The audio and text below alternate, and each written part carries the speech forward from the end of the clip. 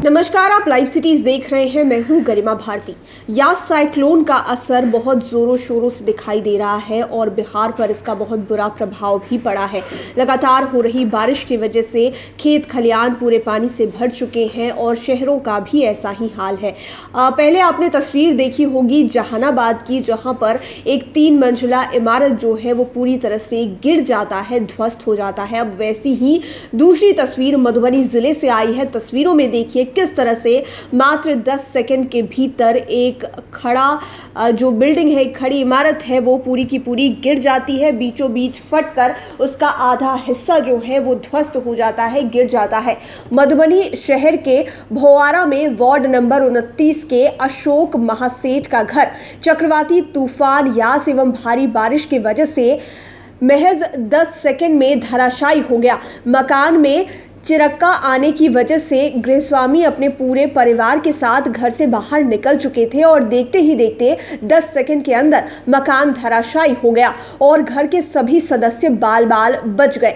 इस बाबत वार्ड पार्षद हलीमा खातून के पुत्र एजाज खान ने जानकारी देते हुए बताया कि चक्रवाती तूफान यास का असर काफ़ी डरा रहा है लोगों को। एक तो शहर में बारिश की वजह से पूरा का पूरा पानी भर गया है, नाले की उड़ाही नहीं हुई है, जिसकी वजह से नरक जैसा माहौल बन गया है। मुख्य सड़कों को छोड़ लगभग सभी गली कॉलोनियों में पानी लबालब भरा हुआ है। ऐसे में उन्होंने कहा कि हमारे वार्ड में महासेठी पिक्चर के समीप अशोक महासेठ का मकान बारिश में दह गया।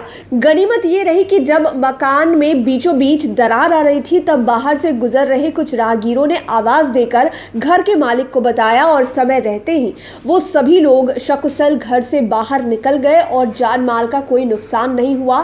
किसी को किसी तरह की चोट नहीं आई। हालांकि मकान धराशायी हो गया। मकान के भीतर जितना भी सामान था, आप देख सकते हैं कि कैसे पूरा का पूरा मकान जो है वो बीचों बीच टुकड़ों में टूट गया और गिर गया दरार होने की वजह से। हालांकि किसी को भी कोई नुकसान नहीं पहुंचा है। बिहार सरकार और जिला प्रशासन ने इस चक्रवाती तूफान से हुए नुकसान का सर्वे कर जियो टैग करने का दिशा निर्देश अंचल अधिकारियों को पहले ही दे रखा है और अब देखने वाली बात ये होगी कि किस तरह से इसकी भरपाई की जाती है, क्योंकि आप देख सकते हैं कि मकान कैसा था, बीचों बीच दरार आई और किसी का जो घर है वो पूरी तरह से टूटकर पीछे गिर गया है, कोई भी हिस्सा बाकी नहीं रहा है। इस तरह की तस्वीरें जो है वो हर बरसात के मौसम में या फिर जब भी अर्थक्वेक आता है तो आप देख पाते होंगे।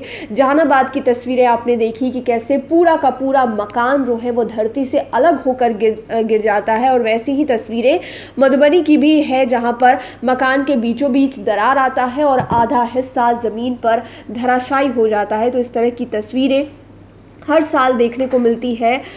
तो लोगों को भी ज़रूरत है कि अगर जब भी आप घर बनाएं तो उसकी नींव मजबूती से रखें ताकि भूकंप में या फिर इस तरह के माहौल में आपको नुकसान ना पहुंचे। गनीमत ये रही कि किसी की भी जान नहीं गई, किसी को किसी तरह का नुकसान नहीं हुआ। अब देखने वाली बात ये होगी कि सरकार ने जो ऐलान किया है मुआवजे का, घरों की पहचान करने को कहा गया है जिन्हें नुकसान हुआ है तूफान या फिर बारिश की वजह से, उनका ख्याल रखेगी सरकार।